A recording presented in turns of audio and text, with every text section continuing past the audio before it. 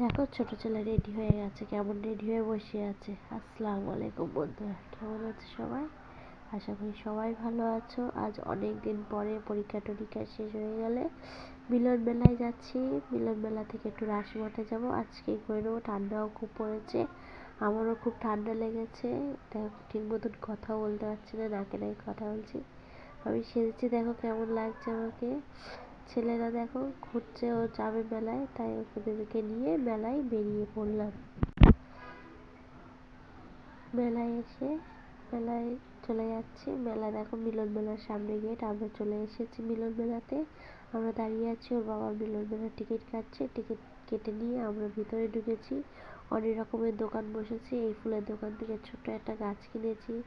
এই লজেন্সের দোকান থেকে কটা লজেন্স কিনলাম, ওরা পছন্দ মতন কিনে নিয়েছে, ওর ছেলেদের পছন্দ।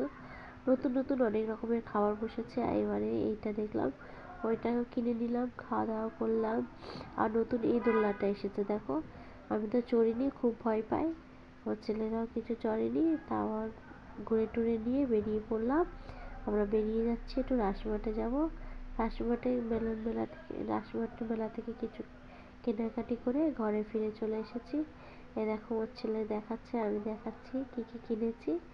এই বেশি কিছু কিনিনি, এই টুকটাক ছোট ছোট জিনিস কিনেছি। এই যে গাছের কথা বলছিলাম, ওই গাছটা কিনেছি। দেখো ছোট মতন গাছ, আমি রান্নাঘরে রাখবো বলে কিনেছি।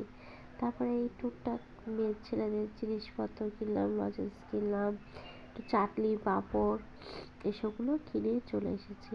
একটা কাপের সেট কিনেছি, কাপের সেটটা খুব সুন্দর হয়েছে, আমার খুব ভালো লেগেছে।